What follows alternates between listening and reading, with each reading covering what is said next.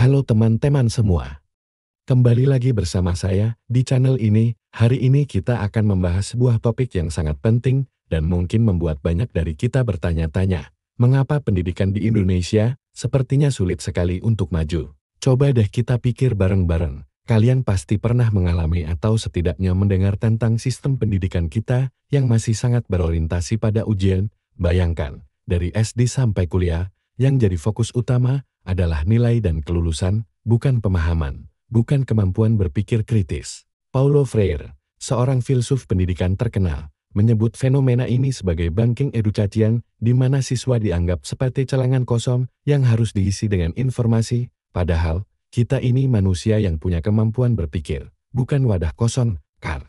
Nah, masalah berikutnya adalah kurikulum kita. Berapa kali sih kurikulum berubah dalam beberapa tahun terakhir? Setiap ganti menteri, ganti juga kurikulumnya. Tapi pertanyaannya, apakah perubahan ini benar-benar membuat pendidikan kita lebih baik? Sayangnya, banyak materi yang diajarkan masih tidak relevan dengan kebutuhan dunia nyata. Yang lebih memprihatinkan lagi, akses pendidikan di Indonesia masih sangat timpang. Coba deh kita bandingkan sekolah di Jakarta dengan sekolah di pelosok Papua. Perbedaannya seperti langit dan bumi. Padahal UUD kita dengan jelas menjamin hak pendidikan yang sama untuk semua warga negara. Belum lagi soal komersialisasi pendidikan. Sekarang ini, pendidikan berkualitas seolah-olah hanya bisa didapat dengan biaya mahal. Perguruan tinggi, baik negeri maupun swasta, membebani mahasiswa dengan UKT yang semakin tinggi. Pendidikan yang seharusnya jadi tangga sosial malah jadi tembok pemisah. Berbicara soal guru, kita punya banyak guru hebat dan berdedikasi. Tapi sayangnya, mereka sering dibebani tugas administratif yang berlebihan. Waktu yang seharusnya digunakan untuk mengajar dan mengembangkan diri malah habis untuk mengurus berkas-berkas. Yang sering terlupakan adalah pendidikan moral dan etika.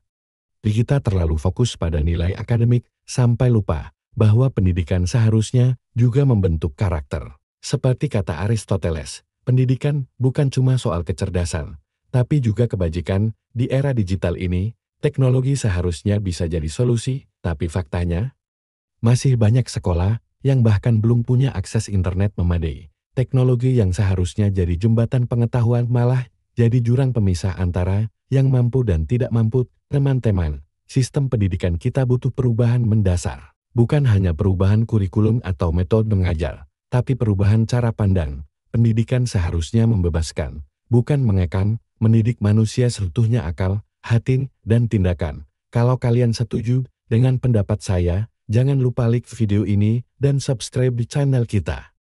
Share juga ke teman-teman kalian, supaya diskusi ini bisa jadi pemicu perubahan. Sampai jumpa di video berikutnya.